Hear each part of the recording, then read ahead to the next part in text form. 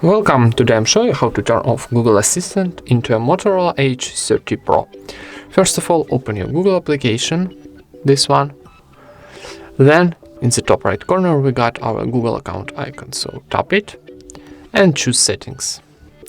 Then go into Google Assistant option, one more time, Google Assistant, and in this menu you need to scroll down and find General option.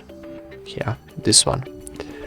And now first option in the list will be Google Assistant, so if turn off, need to tap onto switcher, and to confirm operation, turn off one more time. And that's it. Thank you for watching, leave thumbs up and subscribe to our channel.